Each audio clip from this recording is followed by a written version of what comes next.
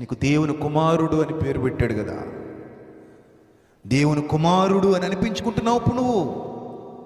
అంతకుముందు నీకు ఆ పరిస్థితి లేదు, అంతకుముందు నీకు అధికారం లేదు, అంతకుముందు నీకు అసలు ఆశ్రయం దొరకలేదు, నీకు ఆ ఆశ్రయం దొరకలేదు నీకు. కానీ ఈరోజు దేవుని కుమారుడు, దేవుని కుమార్తె అనిపించుకునే పరిస్థితి వచ్చింది.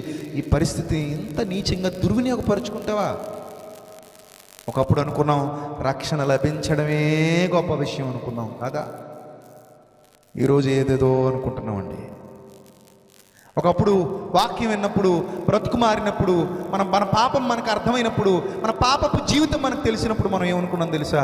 అసలు తండ్రికి నేను కుమారుణ్ణి కావడం ఏంటి, ప్రభువు నా కొరకు ప్రాణం పెట్టడం ఏంటి, ప్రభువు నాలాంటి వానికి పరలోకం ఇవ్వడం ఏంటి, నాకు నిత్య జీవితం ఏంటి, నాలాంటి దాన్ని ప్రభువు ఏర్పరచుకోవడం ఏంటి, నాలాంటి వాడిని ప్రభువు ఏర్పరచుకోవడం ఏంటి, నా బ్రతుకేంటి, నా స్థాయి ఏంటి అని ఆలోచించిన మనుషులు